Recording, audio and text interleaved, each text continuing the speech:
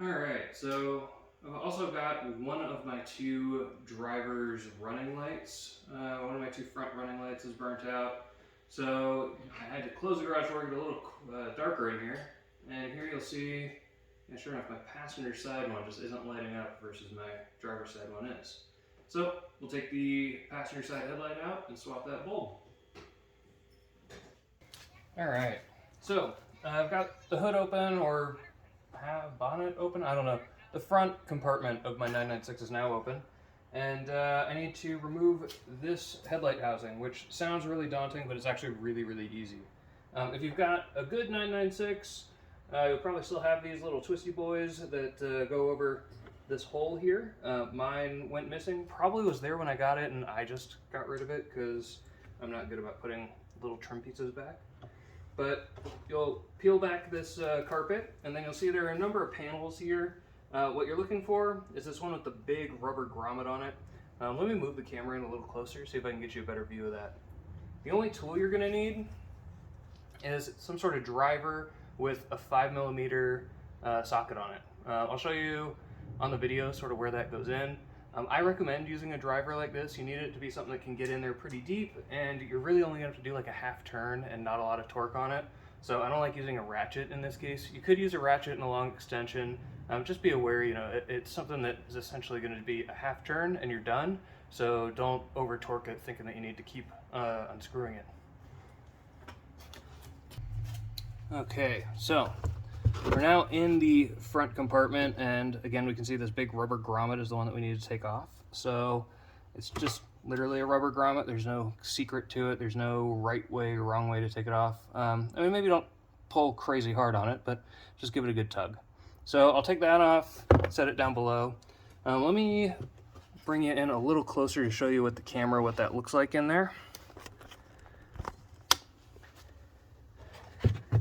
And with the camera pointed in there, now you can kind of see there's a little bolt in there. And that's just on the end of sort of a U-shaped piece of metal that's holding our headlight in. So I'm gonna go put my 5mm socket on that.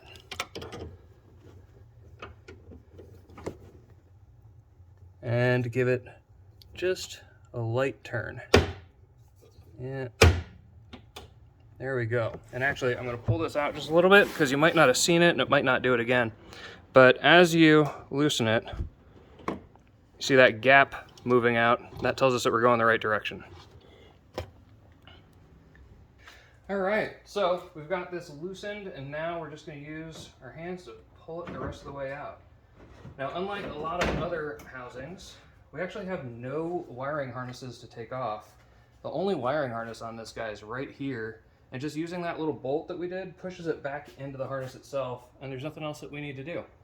So I'm going to set this down for just a second so I can show you that harness on the inside, and also the bracket that was holding the headlight in. Okay, so the bracket that was holding the headlight in here is just this guy, and all it does is it rotates 180 degrees. That's all it needs. And what'll happen is it'll grab onto the bottom part. Apologize for the glare. I'm having a hard time seeing this. It'll grab onto the bottom part of the headlight, and it'll just sort of suck it back, suck it in as you tighten it up. So as it sucks it in, it'll also press it against this harness right there, and that's where all of your light electricity comes through. Okay, so I've got my headlight housing out, and I went and took a double look at the driver's side one, the one that's working, and noticed that the bulb that I'm trying to replace is this one in the lower side. It's actually my high beam, and you can see kind of that gray plastic component there. Well, that's the back side of the high beam bulb, or the sort of reflector for the high beam bulb. And there's a little bulb next to it there. So that's the bulb we got to replace. If I look at my new bulb and sort of ask myself, does this look like the right one? And the answer is, kind of looks like it. So let's see. So how do I get in there? Well, any of those bulbs are accessed through the back of this hatch here. And there's one little clip right here, and then it just comes out of this back side. So, back up a little bit so you can see. And I'll undo this clip with my finger, and pull it back, and it'll come right out. Now, because I've got electronics, or the HIDs that came on Porsches, I've got a whole bunch of wiring loom that sort of sits there. I can't just take that cap all the way out. But now we can see I've got this bulb housing right there. So let me make sure that looks good on camera. You can see what I'm talking about. But it's that one with the two little wires going to it. So we're going to take that guy out, take the bulb off, and see if we get it all figured out.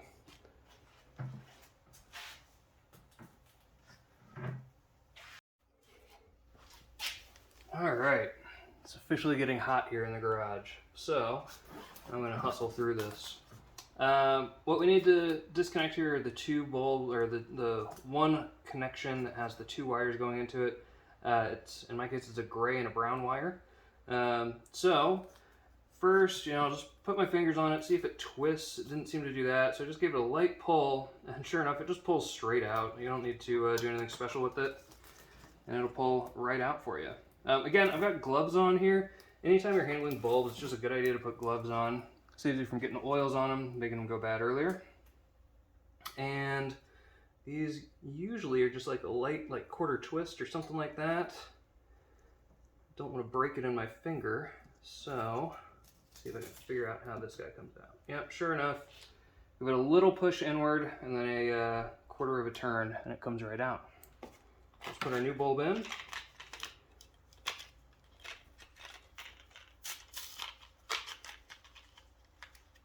And these are nowhere near the right bulbs. So I've ordered the wrong thing. Hopefully I can order this appropriate one. This one doesn't look burnt out for me, so I'm gonna go back to the drawing board here. I'll probably find out what bulb size this is and order it. If I look at it here, does it tell me on the side? No, everything's worn off too far, I can't tell. So we'll find the right bulb, we'll replace it, and good news is those bulbs are only a couple of dollars and go to something on this car.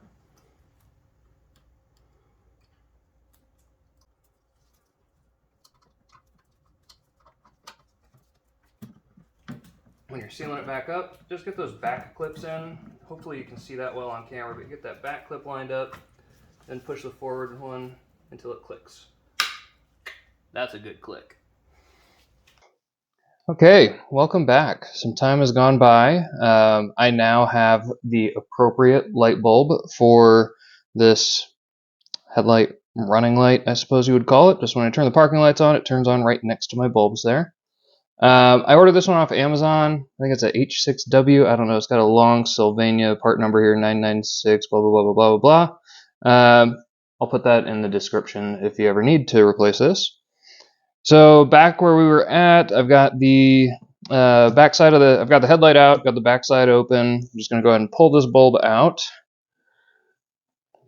It does pull just straight out. You just kind of got to fiddle with it.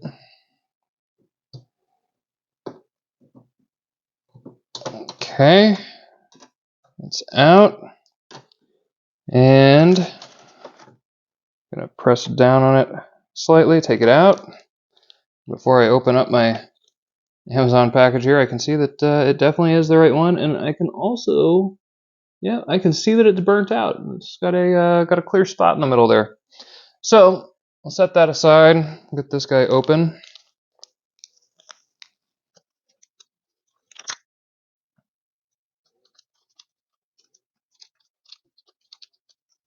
Easier said than done. I'm using a glove. Again, just dealing with bulbs, it's better to use a glove, avoid getting your oils from your hands on them.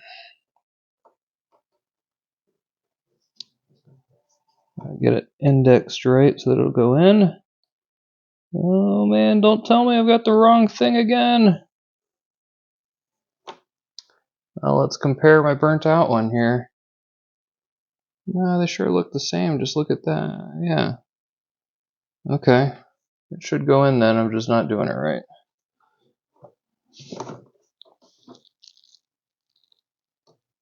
There it is. Perfect. Now I'll just carefully put it right back into place. And I take this cap, get these back ends in, get it to click. That's a good click. And now we reinstall it in the car. Let's see if it worked. Hey, there we are. Now both of them are lit up. When I run my running lights or parking lights, it's not going to look terrible like I got one eye out. So I'm set and happy.